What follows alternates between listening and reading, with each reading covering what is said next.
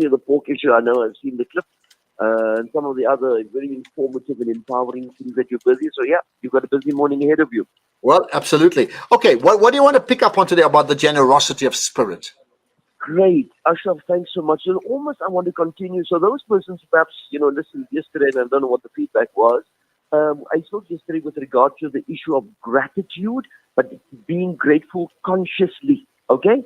So now today, Ashraf, I thought we would chat a little bit about what I call generosity of spirit.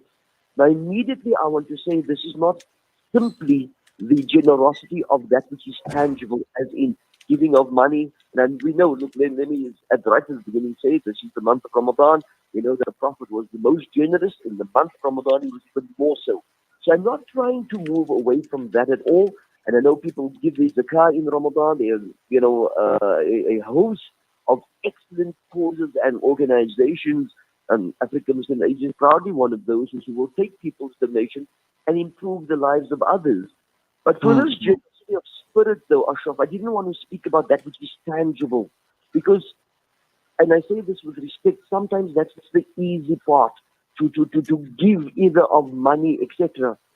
Generosity of spirit, though, is based on respect and compassion. And it's determined not what you have in your wallet, in your pocket, in your bank account. It's determined ultimately by who you are. Now, this might sound pretty philosophical and all of that stuff, etc.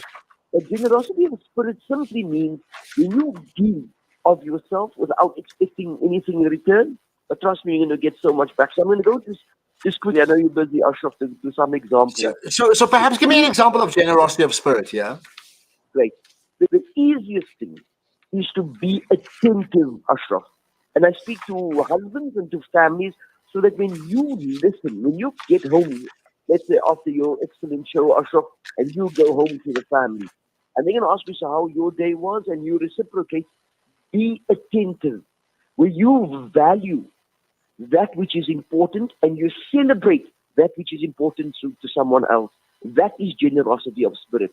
And within your family, Ashraf, because it will extend them further, don't be scared to express affection and to forgive or overlook flaws that otherwise would give you great stress. So that if you in your work environment, if you're going to be the type of leader who's just top down, I decide, therefore you do.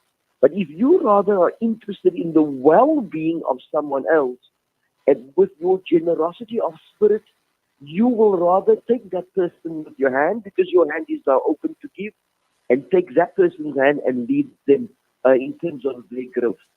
When you get to a traffic, when you get to full in gas, and you lower your window to tell the petrol attendant, then just stop and ask him, how are you doing? You don't need to give him money. That would be great if you have the money to give, but petrol's so expensive already. But if you just, of your generosity, ask this person, John, David, whatever his name may be, and to say, how are you doing? All you're doing is making this person feel affirmed, noticed, and valued. That, Ashraf, is generosity of spirit. And it is my fervent belief that if we all did that, starting only in our homes, and then spread to those around us, I believe quite honestly it would have a huge change that we might not notice. But you yourself, who is blessed with a generous heart, you're going to feel better. Last comment is my brothers, quickly to my brothers always, do not be like Sayyidina Abu Bakr in the mosque, but in your home you're like Abu Jahl. Think generous and then act generous. Be good, do good. Got that. I think well said, Ashraf Ganrekar. We'll talk tomorrow. A spirit of generosity.